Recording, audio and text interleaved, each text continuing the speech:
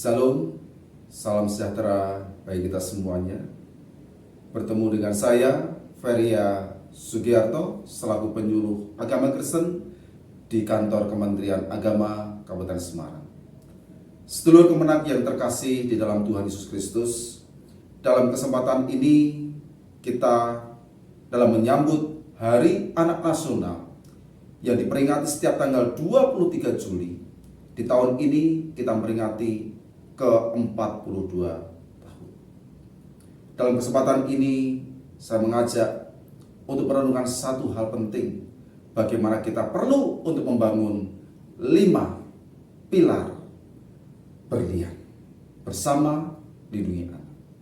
Dalam firman Tuhan yang tertulis dalam kitab Injil Matius pasal yang ke-19 ayat 14 dikatakan demikian. Biarkanlah anak-anak itu, jangan menghalang-halangi mereka datang kepadaku, sebab orang-orang seperti itulah yang empunya kerajaan surga.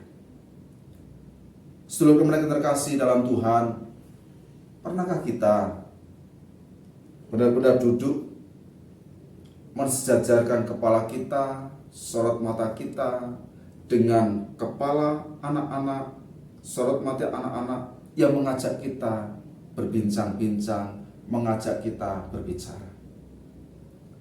Apa kita benar-benar mengamati sorot matanya dan betul-betul memperhatikan ucapan-ucapan yang penuh dengan kepolosan, ketulusan, dan kejujuran itu? Atau mungkin kita seringkali merasa bahwa saya itu orang paling banyak tahu. Buat apa saya mendengarkan anak-anak yang ngomong? Sehingga posisi kita, bahasa tubuh kita menunjukkan bahwa kita adalah orang yang superior, yang lebih daripada yang anak-anak tahu, daripada apa yang anak-anak katakan. Dalam momentum Hari Anak Nasional di tahun 2026 ini, ada sebuah pesan bagaimana Kementerian Pemberdayaan Perempuan dan Perlindungan Anak menyampaikan satu tema, Kumara Vakya Nusa Dipta. Artinya apa? Bahwa suara anak itulah yang akan menerangi Nusantara. Ini adalah sebuah pengingat bagi kita bahwa di dalam kepolosan, kejujuran suara anak-anak, ada cahaya yang bisa menerangi kegelapan dari bangsa ini. Tuhan Yesus sendiri pun menaruh hormat kepada mereka, merangkul mereka dan memberkati mereka sebagai anak-anak. Padahal di zaman itu, anak-anak dianggap sebagai masyarakat kelas kedua yang tidak dianggap. Tetapi kita saat ini di zaman yang sudah banyak berubah, kita pun juga harus belajar menganggap bahwa anak-anak itu penting bagi kita. Melalui gerakan berlian bersama lindungi anak yang diinisiasi oleh Kementerian Pemberdayaan Perempuan dan Perlindungan Anak, kita diajak untuk menghidupkan kembali cara Tuhan Yesus yang memandang anak-anak dengan penuh hormat.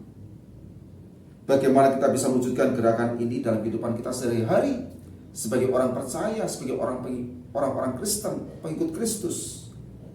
Mari kita refleksikan 5 pilar berlian bersama lindungi anak. Yang pertama, kedua adalah bagaimana kita harus menciptakan ruang yang bebas dari kekerasan dan sekaligus dari diskriminasi. Rumah dan gereja itu harus jadi tempat perlindungan utama bagi anak-anak. Tempat di mana anak mendapatkan rasa aman dan nyaman bagi anak-anak. Tuhan Yesus Kristus adalah tempat perlindungan bagi orang percaya. Demikian kita sebagai orang dewasa, pengikut Kristus juga harus memancarkan rasa aman kepada anak-anak kita. Kita tidak melakukan kekerasan baik secara fisik maupun secara perkataan verbal.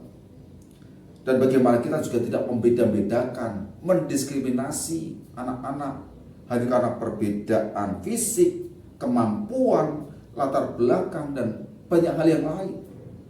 Ingat, yang pertama dan kedua adalah kita harus menciptakan ruang yang bebas dari kekerasan dan diskriminasi.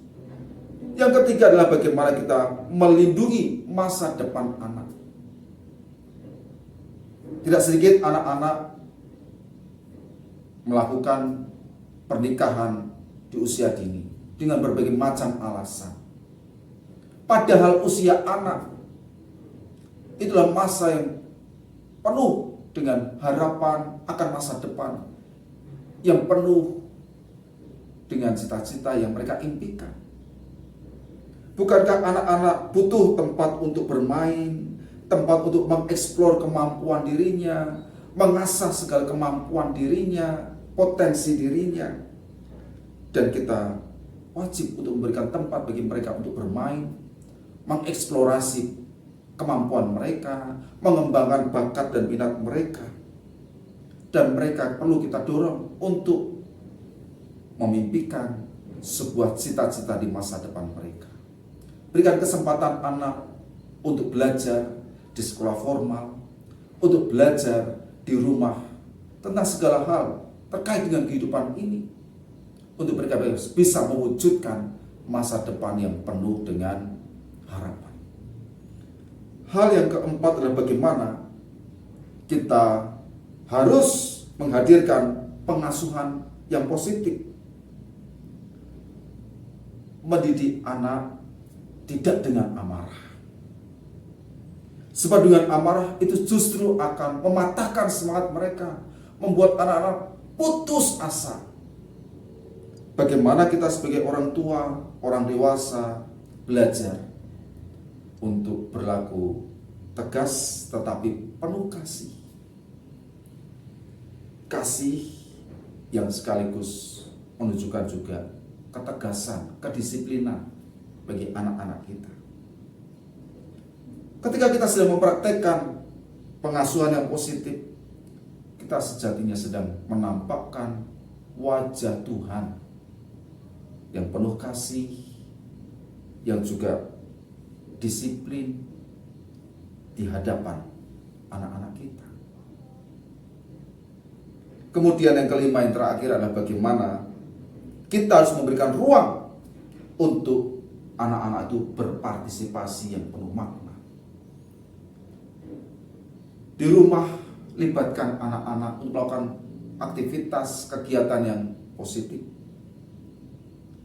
Mereka bangun pagi, merapikan tempat tidurnya, membantu orang tuanya untuk menyapu, membantu orang tuanya untuk cuci baju, cuci piring, mendisiplin anak dengan cara memberikan mereka tanggung jawab untuk dikerjakan sebagai rutinitas sehari-hari yang perlu untuk dikerjakan oleh anak-anak. Ketika anak-anak terbangun jiwa untuk melayani, bertanggung jawab akan tugas yang diberikan orang tuanya, maka ketika di gereja juga akan terlibat. Mereka akan peka dengan keadaan sekeliling, bahwa orang lain pun, saudara-saudara seiman, teman-temannya di gereja, di sekolah minggunya juga butuh dilayani dan bisa saling melayani, bisa saling membantu, bisa saling menopang. Di gereja bisa belajar untuk membersihkan ruang ibadah. Di gereja bisa belajar untuk melayani.